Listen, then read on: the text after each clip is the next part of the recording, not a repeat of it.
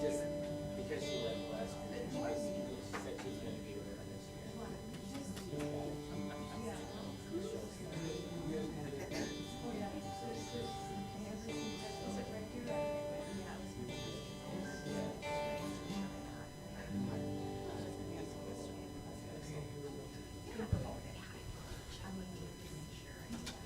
Good morning and welcome. Good morning.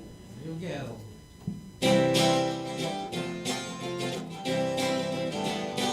Come on in, welcome home. You are loved, you belong here now. No matter where you've been, come on in, come on in. Come on in, welcome home. You are loved, you belong here now.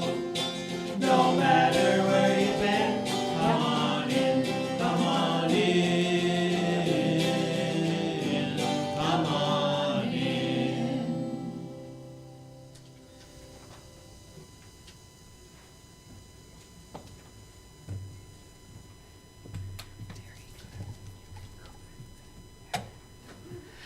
So, good morning. It's a beautiful one, isn't it? So beautiful.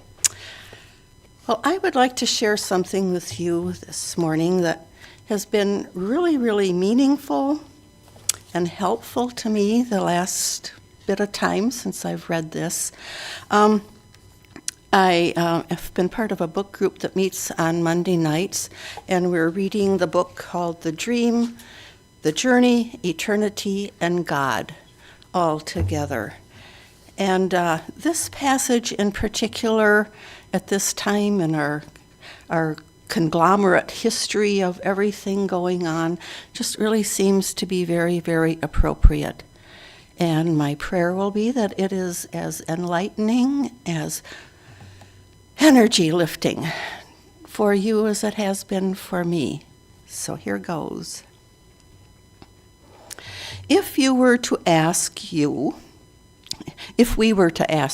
and we is the council of wisdom, if we were to ask you what the world needs most from you now, not one of you would say, oh, contributing to the suffering and struggle and the lack and the limitation and the fear and separation.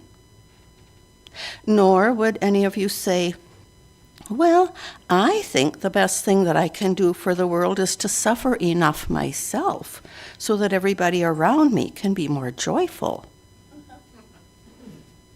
The greatest contribution you can make is to elevate your consciousness and your vibration into joy, peace, love, abundance, harmony, freedom, well-being, and beauty. In every moment that you choose this, through your own free will, you are choosing to be in your power, fully allowing source energy to flow through you, showing the way for others to see what is possible for them too. With anything in life, you can always tell the level of consciousness with which you are relating to by the way that you feel.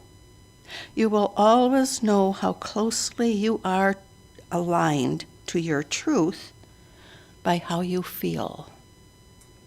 So I invite you for a moment to close your eyes, open your palms, and feel into one of those qualities: joy, abundance, freedom, harmony, peace. Recall a moment when you were filled to the full of one of those high vibration states. And as you feel it, the energy of it goes out into the world to someone waiting to receive it.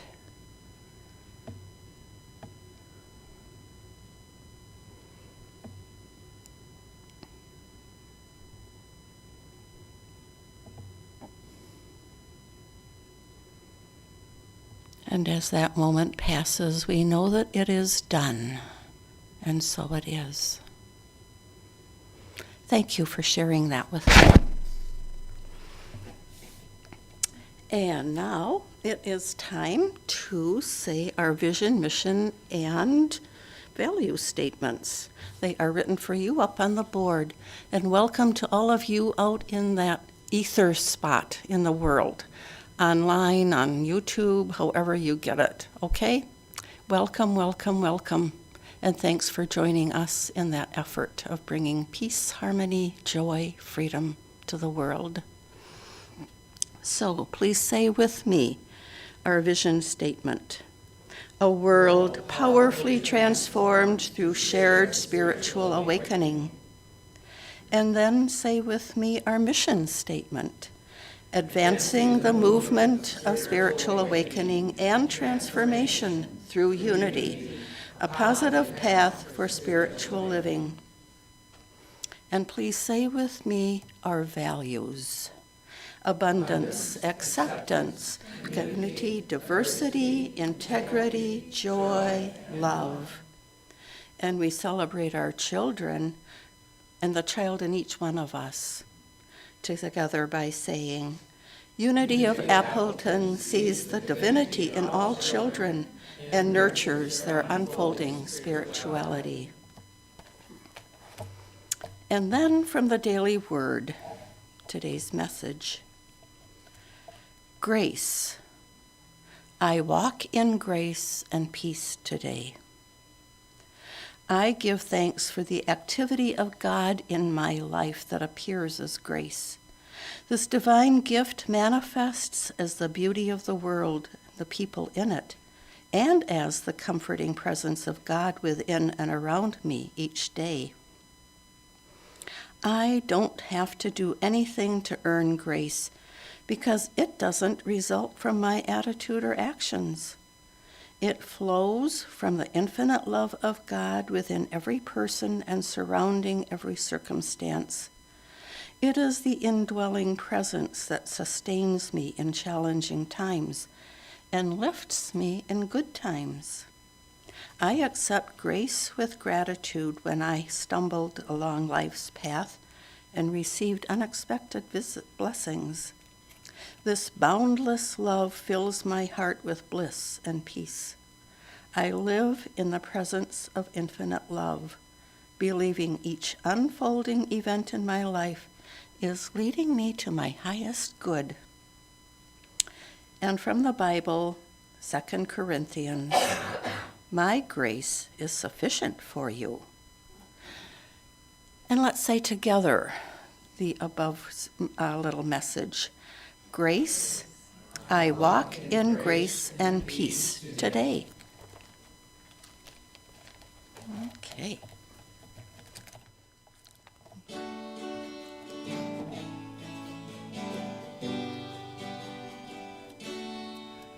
I am the light of God, I am the love of God, I am the power of God, I am the presence of God, wherever I am, God is. You are the light of God, you are the love of God, you are the power of God, you are the presence of God, wherever you are, God is.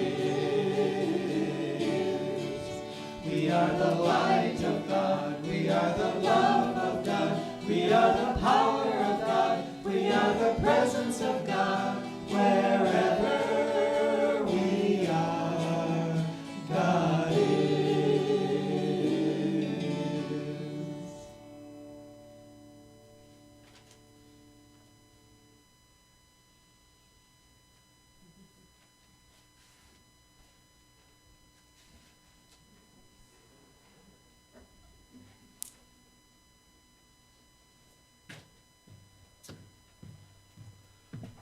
Well, I get the privilege of getting to introduce our speaker, who most of us know. There are a few people here who don't know him. He's a Unity minister out west, in the good old out west.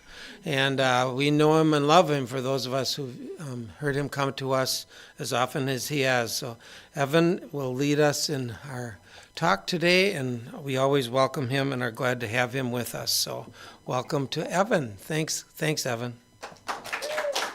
Thank you. Good morning, Unity of Appleton, one of my favorite Unity churches.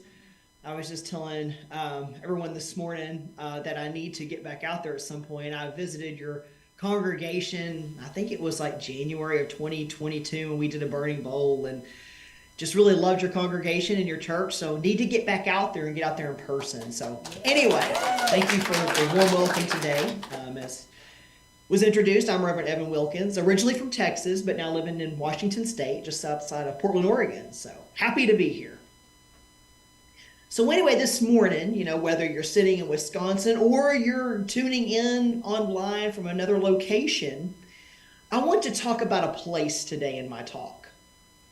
And it's not just any place, but a very special place. In fact, it's a place that I would like to do more than talk about this morning. It's a place that I want to invite you to. So does it sound interesting? I'm just going to assume that there's nods going on out there and just ask if you want to go. Again, I'm going to assume there's some nods. So a bit more about this place. Now, this place is really different than most other places. For instance, its population varies from day to day, really moment by moment. And we're all residents already, whether we remember ever having been there or not. So it sounds kind of magical, doesn't it? I like to kind of think of it, think of Willy Wonka and the Chocolate Factory, or maybe Alice in Wonderland. And we might say, we're from Wisconsin or Texas or Washington or whatever when people ask where we're from. And while that might be true, we're also from this great place that I'm starting to talk about. Some of us pop in and out sometimes just to get a peek back to the old homestead, while others move back and take up residence temporarily. And others decide to move back there and stay there. It's a place that's peaceful, a place that's beautiful, one where birds constantly sing despite the time of day or season. One where those awful Wisconsin dinosaur-sized mosquitoes don't exist. Yeah, I knew they would get some laughter out of that. I'm from Texas, and they're much bigger in Wisconsin. But one where you don't have to pay hundreds or even thousands of dollars for an airline ticket to get there. This place is called Zen. And today I want to talk about how to reach this place. Now, one important thing to know before we get started is that you can reach it from right here. Right here, not necessarily being in that church building or at home, but from wherever you are at the moment. Wherever you are from right here and right here. So let's journey together this morning, shall we? Now, I'm sure some of you are already secretly saying to yourselves, Evin, this sounds great. I know all about Zen. I already know it's there. I want to get there, and there are times when I remember being there. But no matter what I do, I can't seem to kick myself into gear here. Am I a lost cause? First, no, you are not a lost cause. Second, let's get to that. Let's talk about it. So getting to this place of Zen is often a work in progress for me as well. I'll find myself distracted, sometimes feeling a bit fearful about the future. Okay, not sometimes, more than I should. But worried or feelings of stress about things, I feel I can't quite control. Sometimes I even find myself busy trying to control the outcome of any given situation. Because can anybody else out there commiserate with me? But all of these things and more is far too often blocking my path to Zen. It's throwing too many detours into the map, making it seem more and more obscure, more and more difficult to get to. So today I want to talk about Zen and my own journey to this wonderful place. And I'd like to share some of what I have found personally that works for me, and hope that maybe I can pass along a nugget or two that might help you as well. So one of the main obstacles for me has been technology. Now, don't get me wrong here. I love technology. It's allowed us to be together this morning. I work in the world of technology, and I think it provides amazing opportunities that we wouldn't otherwise have, right? Think about how it even helped us during the pandemic. It likely made many of us feel more connected with each other. Many churches and spiritual centers began to live stream services. Those that hadn't been before were suddenly doing it. We were allowed to hold meetings, book groups, coffee chats. I got to know several people in my Madison congregation at the time. I got to know everybody better just via the use of technology. But what about when we find that technology is just becoming too much? Almost as if it is bartering for our time. Time within a schedule that's likely already jam-packed with enough as it is, right? So not too long ago, I had somebody try to call me. And I did admittedly see the call come through, but I was busy at the moment, so I didn't answer it. I was right in the middle of a sweaty workout. And A, I didn't want to break my stride and answer the phone. And B, I knew that it could wait. So the phone rings a few times and then it goes to voicemail. I hear the notification that a voicemail has been left. Great, good, I'll get back to it later. I finish my workout and I get into the shower. And I'd say probably about 15, 20 minutes goes by and I hear a text notification asking if I'd gotten the voicemail message and why hadn't I called back. Have you ever had that happen to you? Have you, or maybe you've ever been on the other end and felt annoyed because somebody didn't pick up the phone when you called or respond to your text right away. I'm a child. I grew up in the 80s, or I'm a child of the 80s. I'm not a child. I am a child of the 80s. And I know that it was way before the decade of the 80s as well, but I remember people calling, and either you didn't have an answering machine, and they just called back until they got you, or you did have an answering machine, and they left you a message, and you called back when you had time, and that's just kind of the way it was, right? And now we're lucky if we talk to people at all. I admittedly am not a huge fan of the phone. And to be honest, I never really have been. I often have trouble sitting still, and the phone requires some of that, especially if you want to be engaged with what the other person is saying and to truly hear them. Plus, I remember back in the 80s, having to be attached to that phone cord, and you couldn't really do anything and go anywhere while you were chatting, right? But I was ecstatic when we started having the option to text. I figured what a great way to communicate. And it was for a while. Now, obviously, I'm not saying that it doesn't have its time or its place, but quite honestly, I still prefer to speak to people face to face. Zoom will obviously do in a pinch because I can see the person usually, but honestly, face to face is my preferred method. There's, of course, the quick text to ask a question, but to carry on a full-blown conversation, it's difficult, right? And probably most of us have carried on a text conversation. You pick the phone up and you send a text, and you put the phone down. A text from the other person comes through, so you pick up the phone and you read it. You send another text, you put the phone back down, and before you know it, you've got this whole cycle going on, vying for your attention.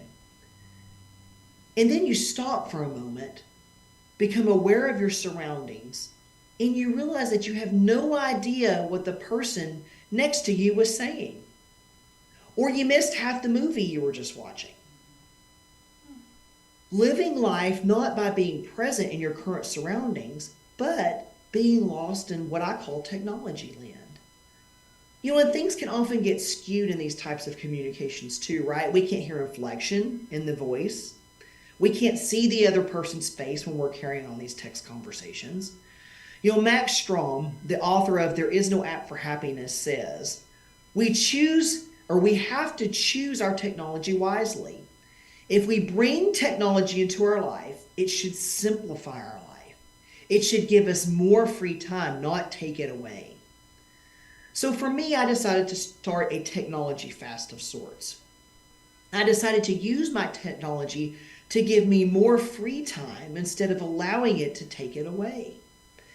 I used to post on Facebook just about every day. I'd look at the news multiple times a day, and I did this each and every day. I'd be watching a television show, and I found myself picking up the phone each time a commercial break came on, or even sometimes during the show.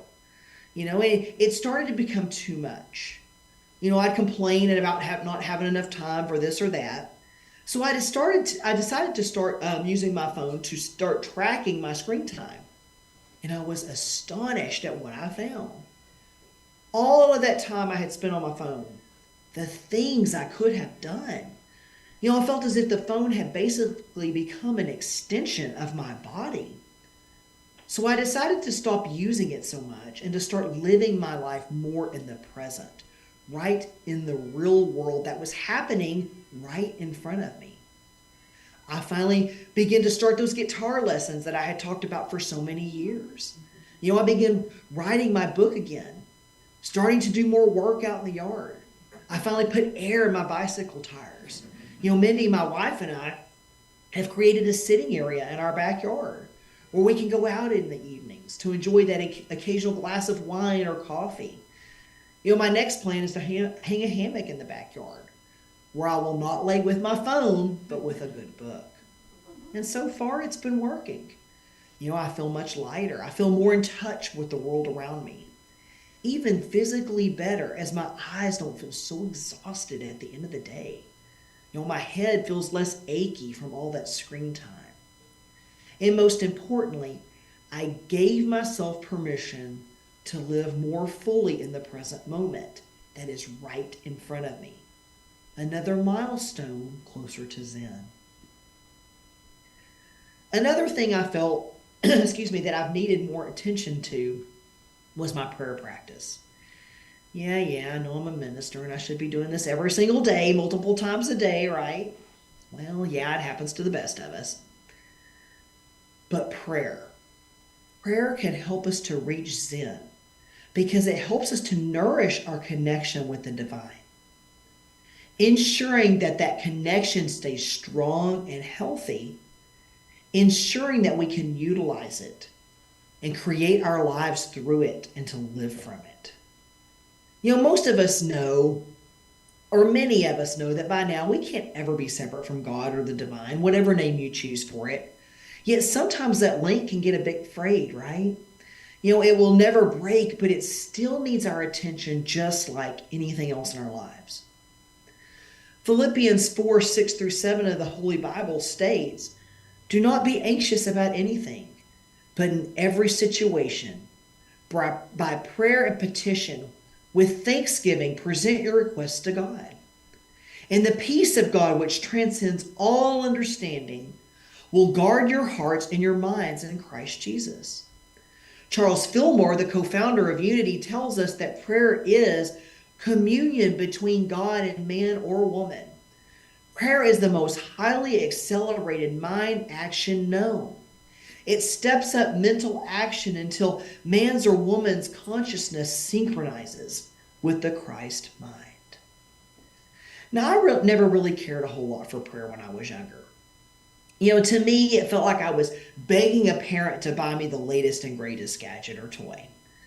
I don't know, Evan. Let's see how well you behave yourself first. And if you're good, you might get it. Does anybody else remember feeling this way? It got to where I wondered what the point was of prayer. What's the point of even doing it? It didn't really seem to have much effect on anything because it was up to this being that I couldn't see somewhere up in the sky to decide. Therefore, I felt like it was really out of my control. I felt like I already had parents and other authority figures in my life. I didn't really feel like I needed another one. But fast forward to later, and I found that it wasn't prayer that I disliked. It was the form of prayer that I was using. I later learned that I didn't have to beseech or to beg this God outside of myself to provide me with what I was taking to it in prayer.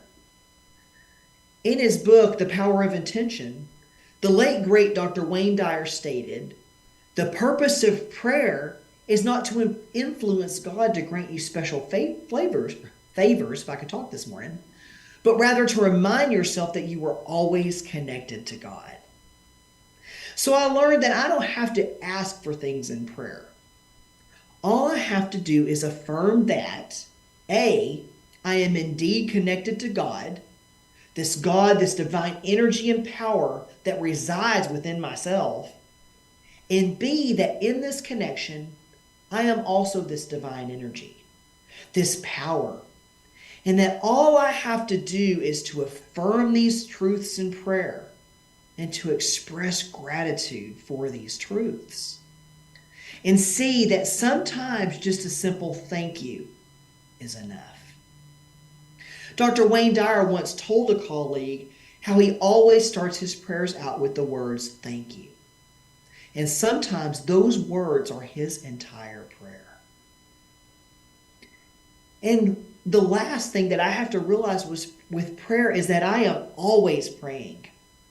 Of course, it's nice to have a ritual where I go into a room and close the door as Jesus directed. But it's also good to remember that I'm always praying via my thoughts, which is why it is so important to be conscious of your thoughts. As I was writing this, that song by Carol Manson, Our Thoughts Are Prayers, was going through my head. And in that song, she says, our thoughts are prayers, and we are always praying. And I could have sang this to y'all like the song, but I decided to spare you that this morning. So anyway, she says, our thoughts are prayers, and we are always praying. Our thoughts are prayers. Listen to what we're saying. Seek a higher consciousness, a state of peacefulness, and know that God is always there, and every thought becomes a prayer. And to me, that sums it up pretty nicely. The main thing is that you do implement your own practice of prayer. Maybe it is going to your room and creating a ritual around it. Maybe it's becoming more aware of your thoughts throughout the day. You'll find the practice that works best for you, but I know that it works for me, allowing me to cross into that city limit of Zen. So there are things that have worked for me, for my journey to Zen, allowing me into the city, allowing me to bask in its beauty and in the peace that the great city of Zen beholds. Of course, there are many other things I use as well, as there will be for you. And I invite you and I encourage you to allow those things into your life, those things that will allow you also to cross into the city of Zen. And really also for me, I begin to realize that Zen isn't a destination. It's not a destination that I must even travel to at all, because it already resides within me. It's always there. The question I must ask myself is, am I willing? Am I willing to allow myself to go there? Because if you truly are willing to travel to the destination of Zen, you'll find that you've been there all along.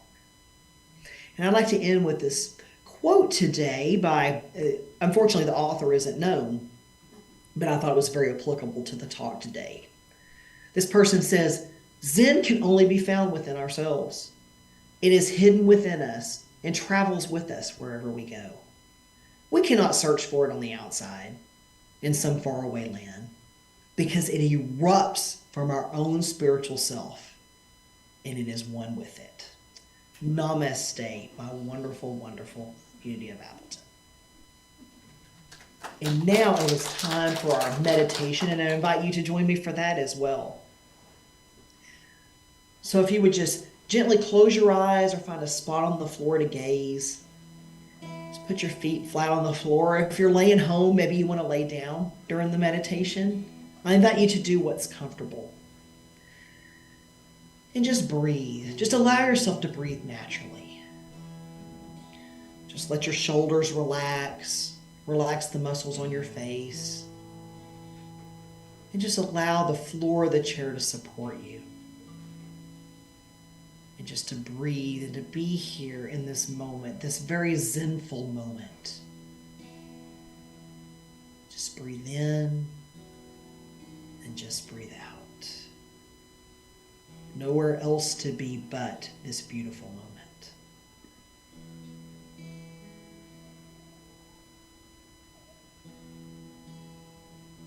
And I invite you to join me today as we move through the practice of mindfulness by Thich Nhat Hanh. Breathing in, I know I am breathing in.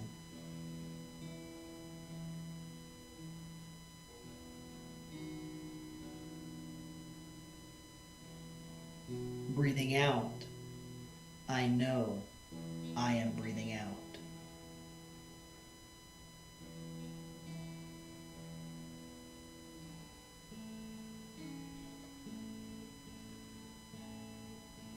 Breathing in, I notice my in-breath has become deeper.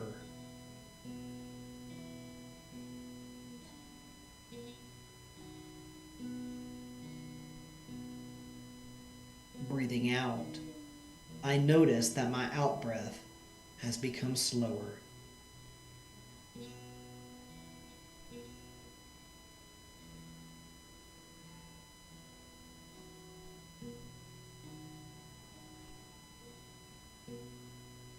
Breathing in, I calm myself.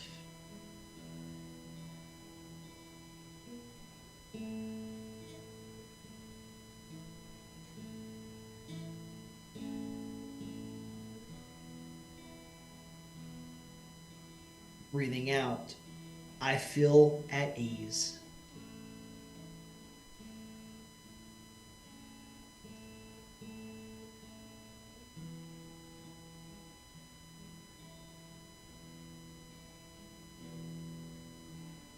Breathing in, I smile.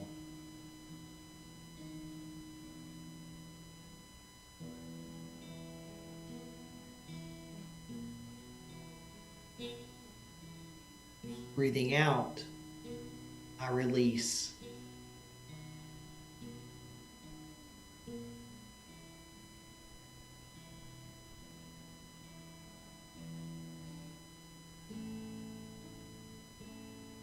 Breathing in, I know I am breathing in.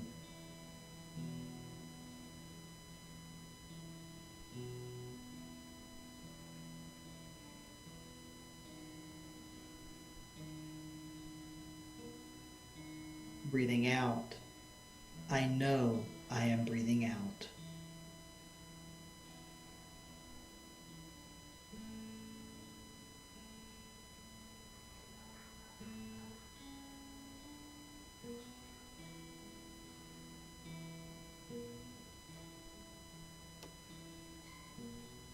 Breathing in, I dwell in the present moment.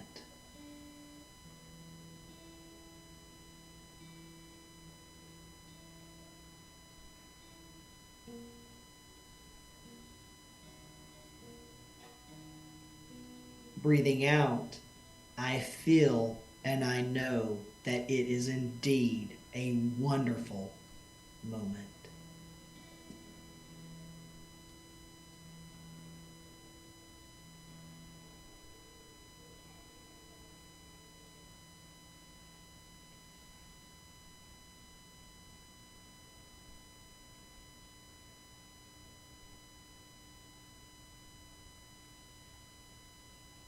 And I invite you just to remember to just always stop and to breathe in and to breathe out. To breathe in to this wonderful, amazing, beautiful moment. And to breathe out to the love and the peace and the zen that you are.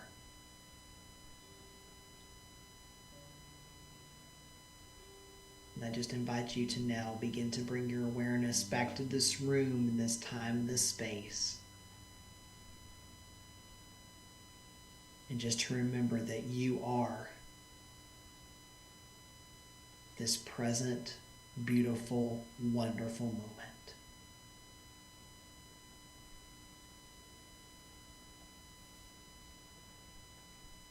Namaste.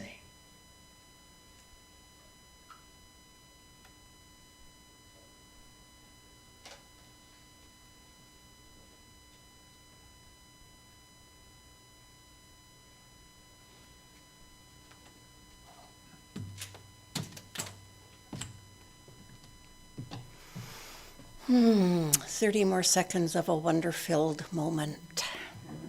Thank you, Evin.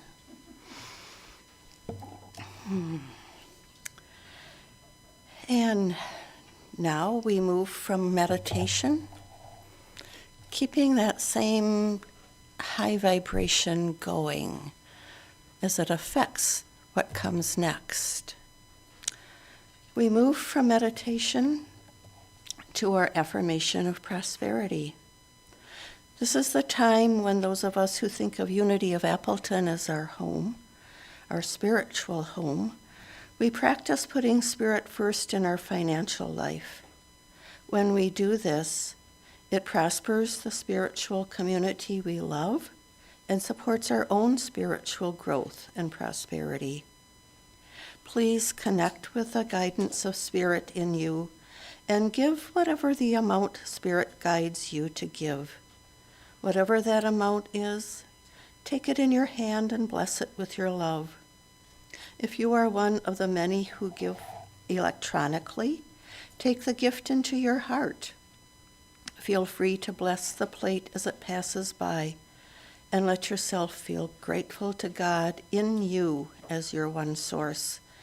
And then please join in our affirmation of prosperity. You read it with me, say it from your heart with me. Unity of Appleton is alive with the energy of Spirit, in the flow of divine abundance, and radiant with unlimited possibilities. And also our celebration of giving and receiving. Divine love in and through me blesses and multiplies all that I am, all that I have, all that I joyfully give and willingly receive. I give in love, and I trust God as my source.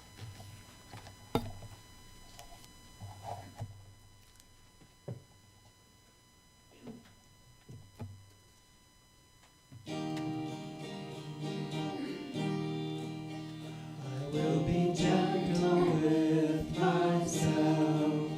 I will be gentle with myself. And I will hold myself like a newborn baby child. I will be tender with my heart. I will be tender with my heart. And I will hold myself like a newborn baby child.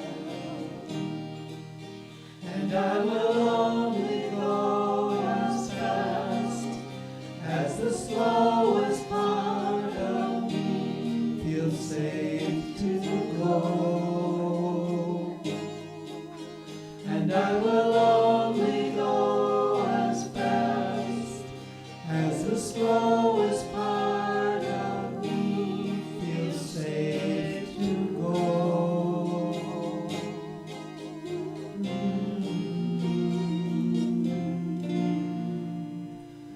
I will be easy with myself. I will be easy with myself. And I will hold myself like a newborn baby child.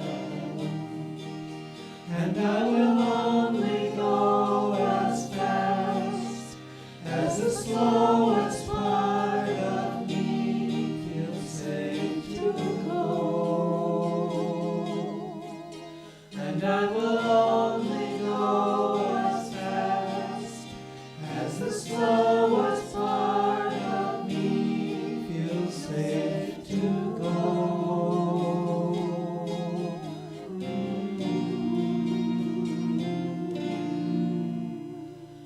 I will be gentle with myself. I will be gentle with myself. And I will hold myself like a newborn baby child.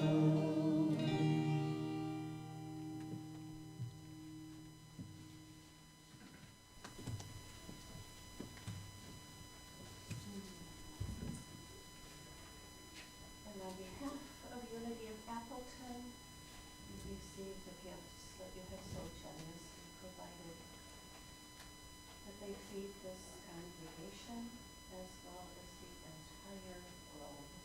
Thank you, God. Amen.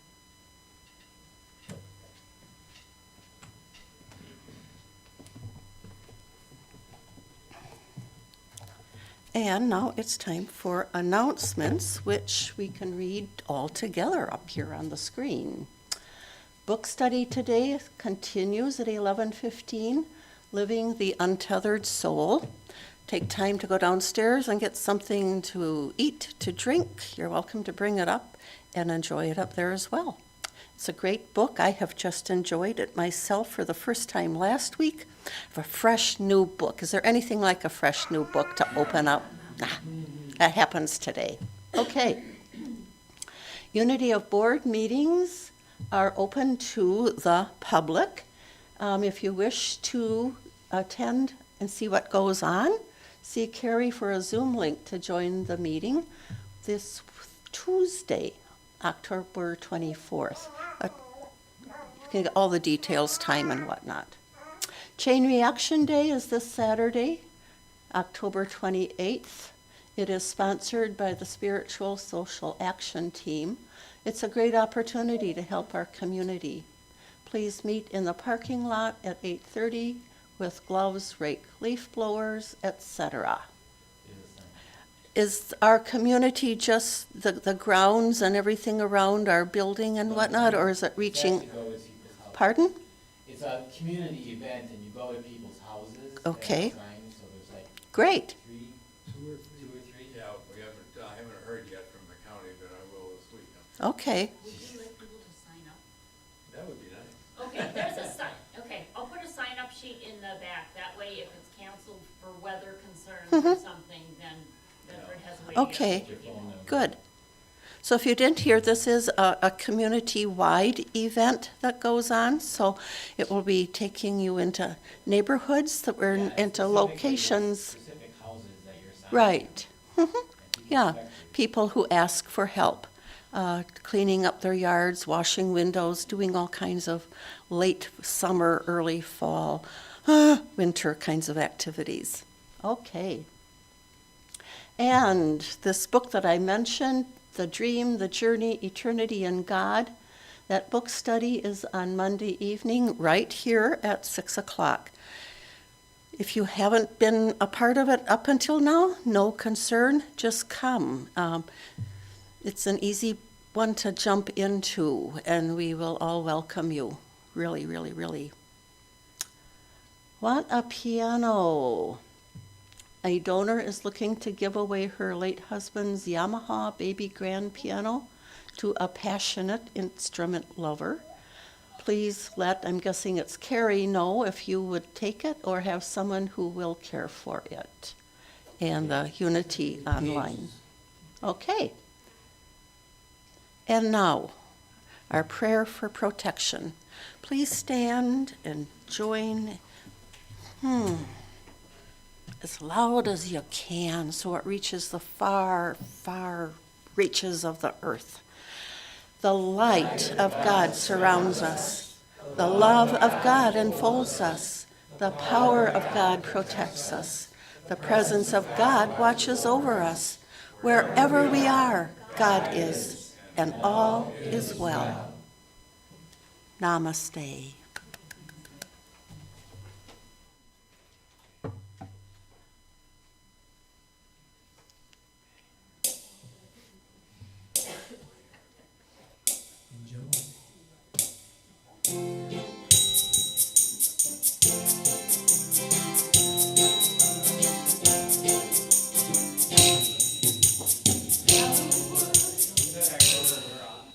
We're off. You can tell I'm new to this. Where's Tom when you really need him? Here we go. There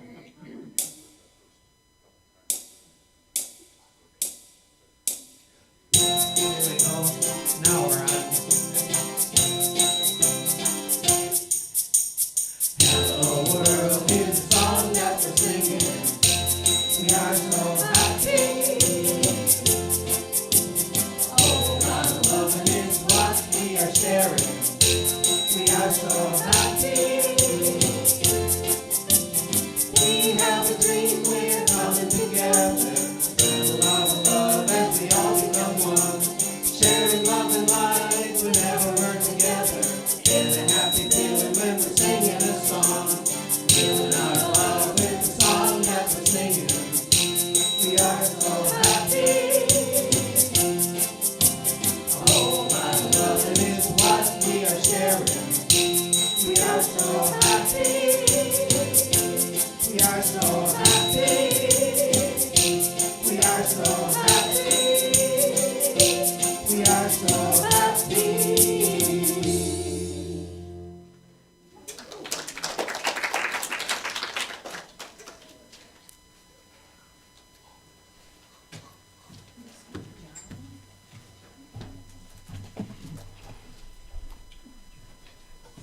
And as most of you know, this is the time of our service where we get a chance to talk about Evan's inspirational talk this morning and how that touched us.